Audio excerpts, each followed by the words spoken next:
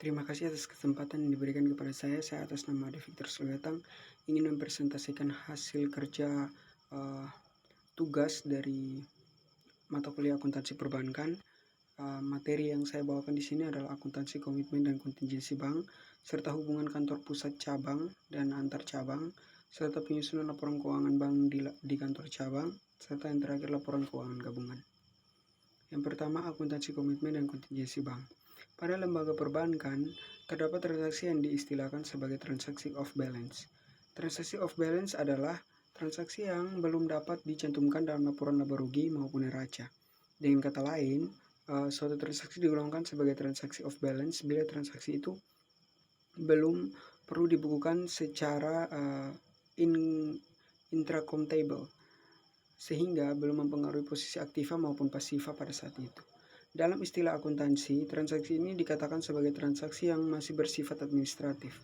Oleh karena itu, dalam laporan keuangan bank sering muncul rekening administratif.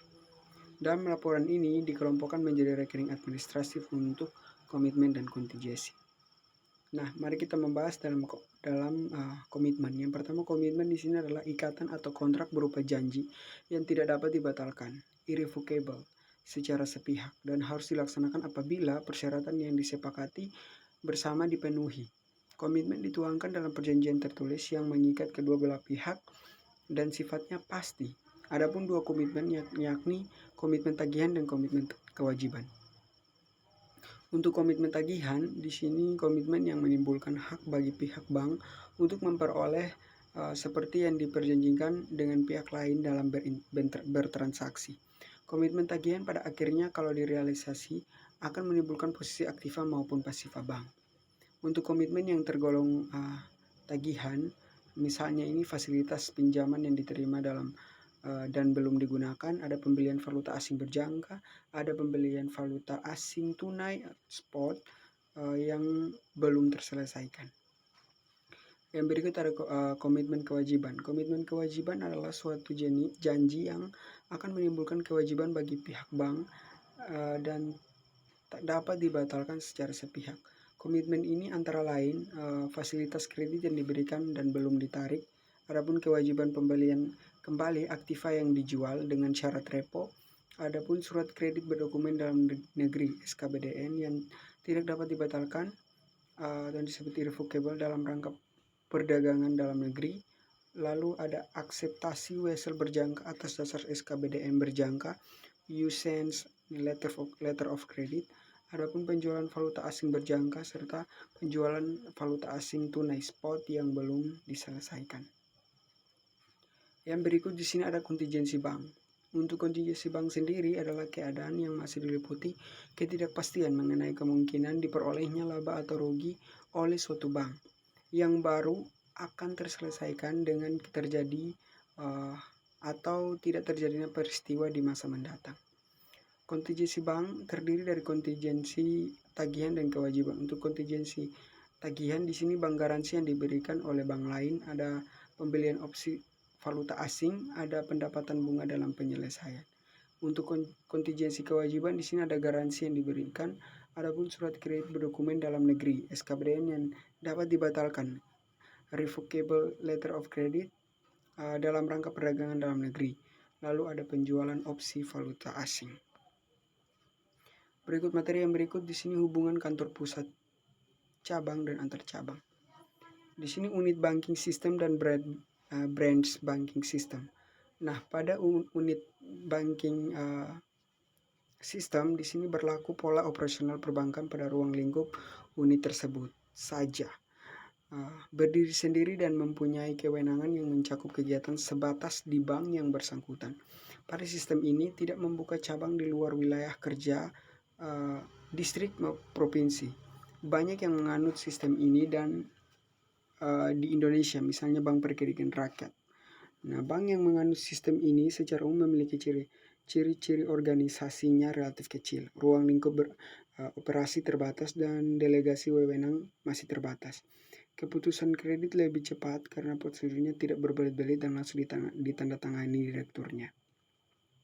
Untuk branch banking system, yaitu sistem perbankan yang terdiri dari kantor pusat, kantor cabang dengan manajemen modern yang terpadu, terencana, dan ada desentralisasi kewenangan yang luas, serta wilayah operasionalnya sangat luas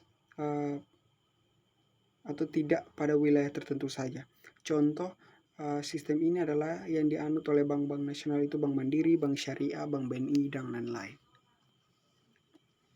Untuk branch banking system memberikan beberapa kelebihan, namun kelemahan terutama ketika cabang menerima permohonan kredit yang bukan kewenangannya di atas plafon yang ditentukan cabang.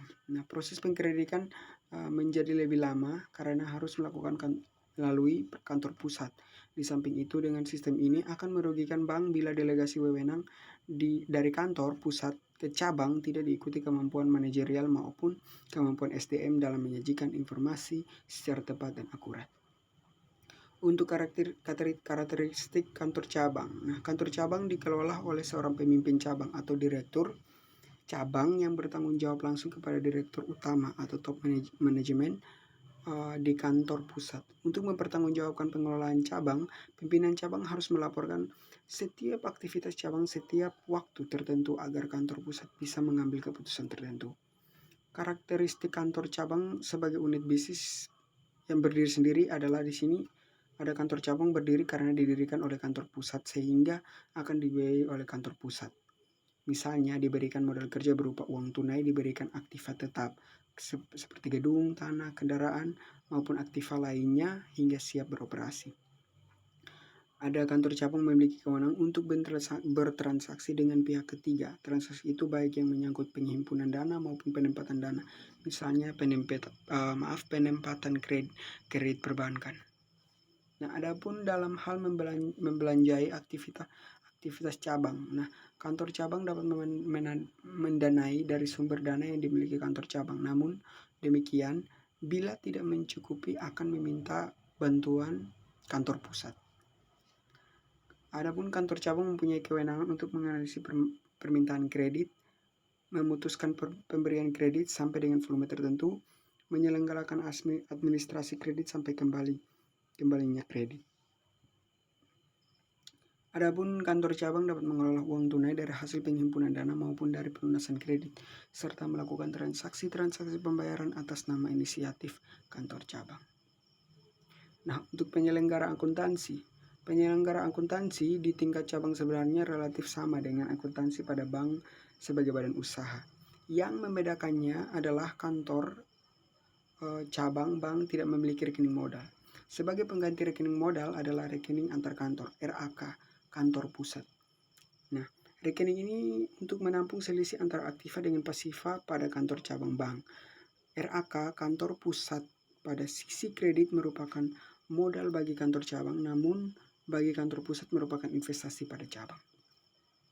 Hubungan antara kantor pusat dengan kantor cabang tercermin pada pencatatan transaksi di kantor cabang, yaitu RAK kantor pusat, dan di kantor pusat akan mencatat RAK kantor cabang. Yang berikut di sini hubungan antar kantor cabang. Hubungan antar kantor cabang pada bank yang sama akan terjadi sebagai akibat transaksi yang dilakukan antar cabang. Transaksi antar cabang akan mengakibatkan hubungan hutang piutang antar cabang. Hubungan hutang piutang ini akan menimbulkan biaya bunga bagi kantor cabang yang mempunyai kewajiban terhadap cabang lain, dan akan menimbulkan pendapatan bunga RAK bagi kantor cabang yang memiliki piutang terhadap kantor cabang lain. Akuntansi untuk transaksi antar cabang sangat tergantung sistem yang dianut oleh bank yang bersangkutan. Bila bank menganut pencatatan secara sentralisasi, maka setiap transaksi antar cabang akan mengakibatkan pendebetan atau pengkreditan RAK kantor pusat. Namun, bila bank menganut desentralisasi, maka masing-masing kantor cabang akan mendebet atau mengkredit RAK kantor cabang. Praktik yang sering dilakukan bank selama ini adalah desentralisasi dalam pencatatan transaksi antar kantor cabang. Yang berikut di sini penyusunan laporan keuangan bank di kantor cabang.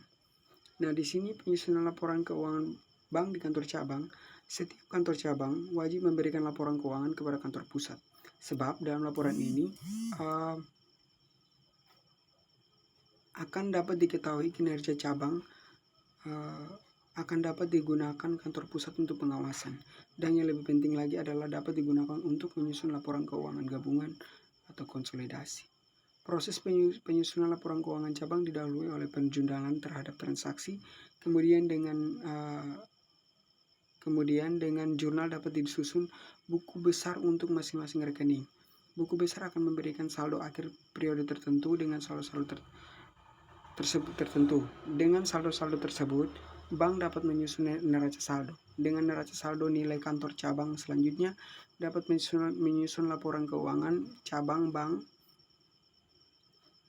Tentu saja masih memperhatikan penyesuaian pada tertentu. Laporan keuangan cabang merupakan laporan keuangan untuk kantor pusat, sehingga kaidah dan treatment harus sejalan dengan kantor pusat. Baik, di sini laporan keuangan gabungan.